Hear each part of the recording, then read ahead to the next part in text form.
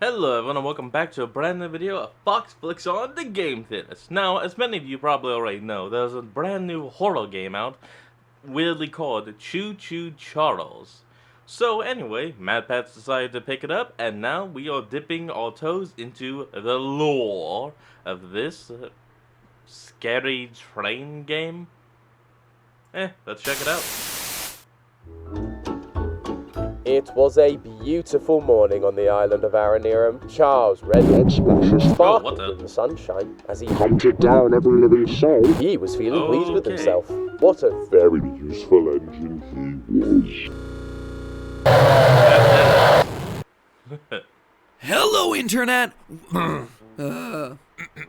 Hey, I don't know if you can tell this, but my voice is shot. I apparently caught what my 4-year-old had, food poisoning, coupled with extreme muscle stiffness, subsequently followed by 4 days of not having a voice. And I recognize that in order for this video to go up in any semblance of a timely fashion, it needs to get recorded. So if you'll excuse me, I'm just gonna hand it off to head editor Dan. I'm going to now put all the ice on all of my nodes, and I'm gonna rest my voice in the hopes that I can finally record this incredibly long FNAF timeline episode. Anyway, Dan! Oh, alright, I will talk to you later.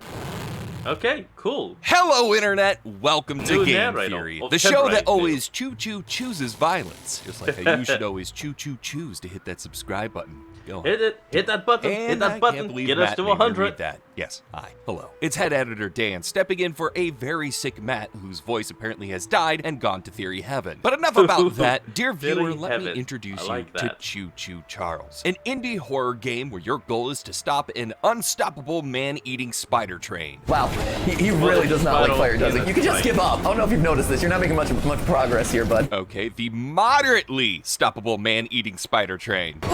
Oh, you can't get me. He has been bested by the one thing he can't challenge. Basic wooden structure. Okay, he might be a little stoppable. Anyway, regardless of his threat level, it's our job to get rid of him. To do that, we must find 3 mystical eggs in various mines throughout the island. While on our quest, the game presents us with a bunch of questions. Questions about a mysterious background. Questions about the nature of this evil spider train. Questions about pickles. Just pickles. Pickles? I need my pickle!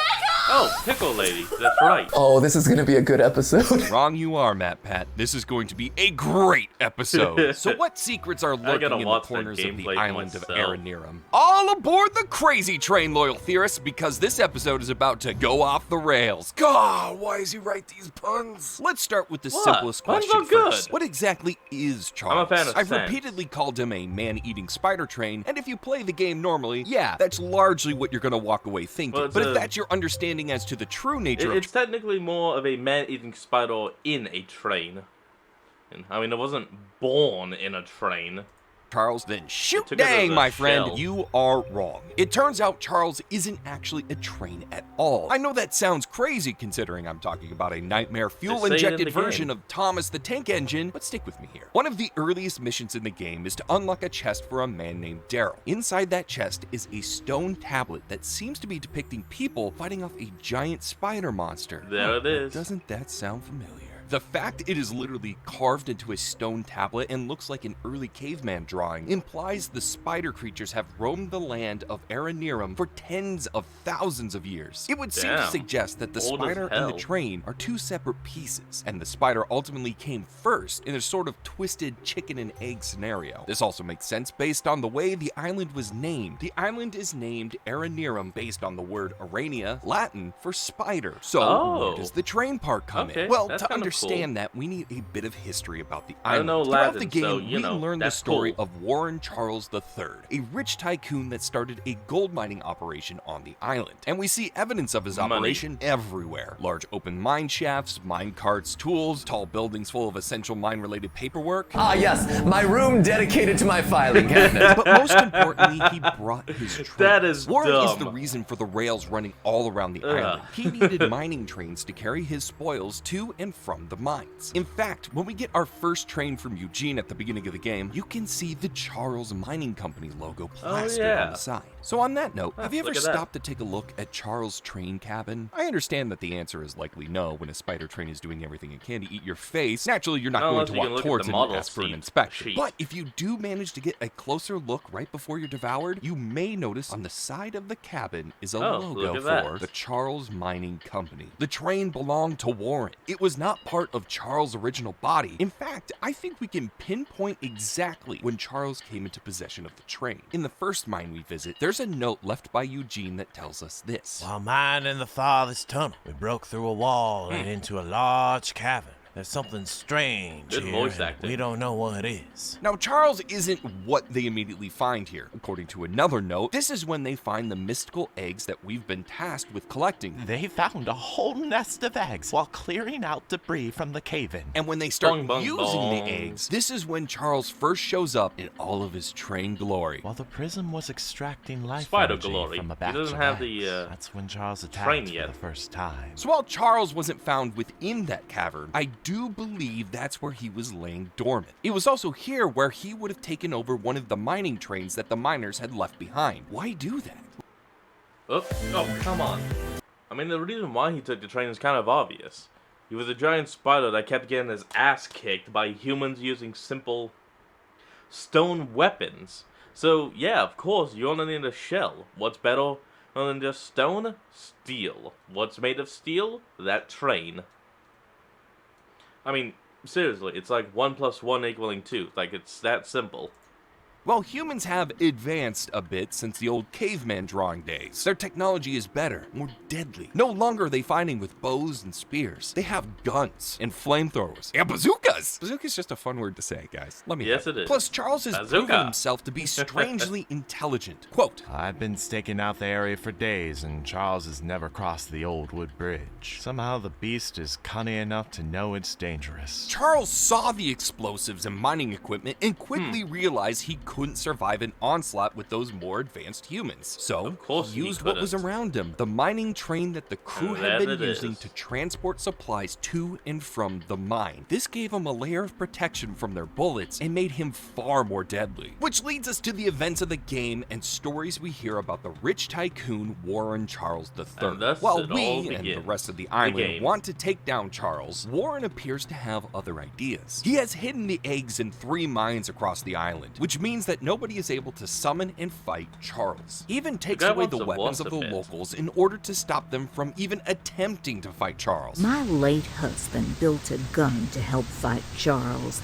but Warren's goons stole the barrels and took him up to their camp. So immediately, this guy gives off strong villain vibes, but his evil deeds don't stop there. We're told in another note found on the island that he made us bring our families to this hellhole, so we never need to leave or to keep information about his business practices away from the mainland. That's right, Warren is a shady businessman. Shocker. Mr. Warren never told anyone from the mainland about his mining operation here. He never even reported the cave-in. He hasn't paid us since then. Our living quarters are atrocious. Top it all off, none of us miners ever received copies of our paperwork. So, not only did he accidentally release an ancient spider demon, not only did he lure everyone away from the mainland to keep them quiet about his dirty dealings, but he also committed the biggest sin of all. He didn't issue his workers their W-2s. Now, how are they going to file their taxes? Wow, thanks, Matt. Really wanted to think about tax season right now. Though, I have to ask, what did you expect from a guy with a horseshoe mustache, cowboy hat, and yellow suit? Call me crazy, but with an outfit like that, trustworthy isn't the first thing that springs to mind. Banana cowboy is what Banana cowboy. A banana cowboy? That is dumb. Excellent. That said, there are even larger accusations being thrown at Warren. The local theorist Greg, a conspiracy theorist, suspects that Warren may actually be using Charles in a plot to take over the world. And you can tell that Greg is trustworthy because he doesn't wear a yellow suit. In fact, he's so trustworthy he doesn't wear anything. According to Greg, Warren Warlord III is trying to hatch and raise more of these 8-legged critters. A whole army for who knows what purpose. Warren must have realized realize how powerful these things are, and rather than protect us from them, wants to use them to take over the world. So there we have it. Case closed. Warren is in cahoots with Charles and is trying to conquer everything, right? Wrong. You guys know Matt. You know that Matt personally loves yellow jackets. You guys also know that Matt isn't going to just trust any theory out there, especially when the accuser signs his name Genius Extraordinaire. So we did some digging to see whether Warren was really the mustache-twirling villain everyone thinks he is. And if you go through the game and find all the notes, you start to see a different side of the story. A note you find in a random shack on the northeast side of the island tells us that the Charles family is rather wealthy, with lots of success in the mining industry. However, the writer goes on to say, I'm surprised he's choosing to take such a risk here. Some people have taken this to mean that Warren knew something everyone else didn't, that he knew about the eggs. If this family was so wealthy, why would he risk coming to the island just for the sake of gold? And while that certainly makes a lot of sense, it's far from the only interpretation. In fact, if you find more of the lore sprinkled across the island, you'll quickly come to learn that Warren isn't as wealthy as everyone thinks he is. During the mission for Ronnie, in the center of the island where we have to climb a series of old towers built by Warren to retrieve some paperwork, there's a note you can find that tells us we'll need to strike gold fast if we want any chance of avoiding bankruptcy. The note is written in the first person. It's from the perspective of a person who set up this mining operation. And given these towers are where important employee paperwork is filed, files that Ronnie tells us no employee ever received, it gives me reason to believe this note is from none other than Warren himself. He set up the mining operation. He was looking for gold, and it's all because his company was running out of money. He wasn't necessarily bankrupt from the expedition, but he wasn't far off, and this was a last-ditch effort to save the company. That's why he took the risk. It wasn't for the spider eggs, thank God. It really was for gold.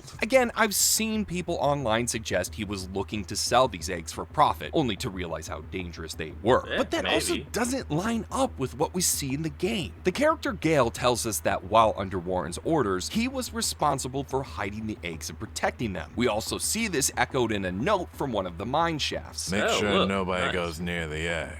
If you see anyone that shouldn't be there, shoot them immediately. No risk can be taken. As soon as it finishes, kill it and bring the body to me. He's talking about the spider eggs hatching. He's doing the exact opposite of what Greg was expecting. Rather than raising them to make an army, he's actively trying to kill them once they hatch to stop more death from occurring. Warren isn't selling the eggs, he's actively hiding them, locking them away, and then having armed guards protect them from being stolen. He fears that destroying the eggs will only anger Charles and make him stronger. Step away from the shrine, stranger. You don't know what you're doing. No!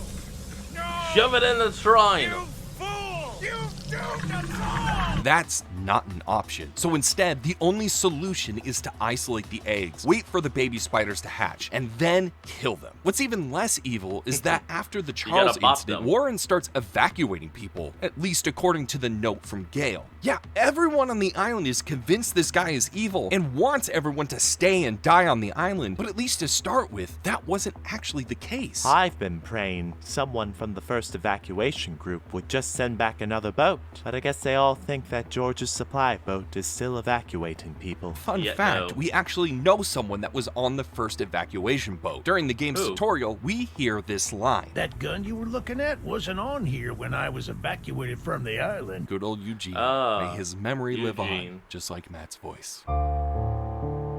Rest in peace, Eugene. When you consider all this, it absolutely explains why Warren never informed the mainland about the cave-in. This wasn't about hiding bad business practices. It was about trying to stop others from coming to the island and either dying to the sharp legs of Charles or trying to destroy the eggs themselves. He was afraid of escalating the situation, and his fears are 100% founded because look who decides to show up, us. And what do? Escalate the situation. We kill Warren's guards. We steal the eggs. We try to do the exact thing Warren was trying to prevent. Destroy the eggs. And lo behold, it makes Charles stronger. The only mistake Warren made was doubting us. He didn't expect we were us able to or kill anyone Charles to right be able there. to win the final battle. But can you blame him? We're talking about a giant hex spider protected by a train shell. I'd have my doubts too. Warren isn't the villain of Choo Choo Charles. He's just a businessman desperately digging for gold to try and save a dying family business, only to unearth a horrible monster instead. And if that wasn't bad enough, his employees abandon him. They all turn their backs on him and betray him. He saw the danger that was in front of them and actively tried to prevent Charles from becoming stronger. He evacuated people from the island, and he didn't tell anyone else about it so there wouldn't be more deaths. So and Warren what did he get for his good deeds? Some face-to-face time with a monster he tried so desperately to keep contained.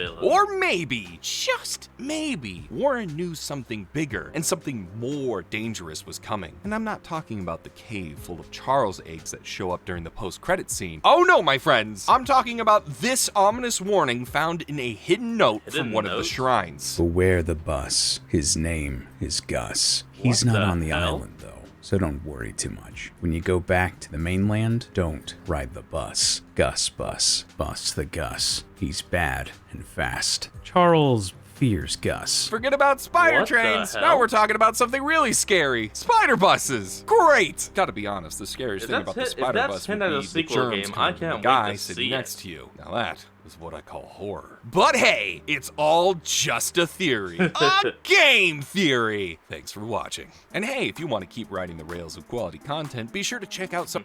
Well, I gotta say just real quick, if that's a hint at a sequel game, I can't wait to see about that. Because it actually sounds interesting. Weirdly reminds me of Aqua Teen Hunger Force. Anyway, folks, that is where we're going to end off today's video. I want you all to remember to like, comment, and subscribe for more. And I'll see all you folks next time when we flick on. Peace out.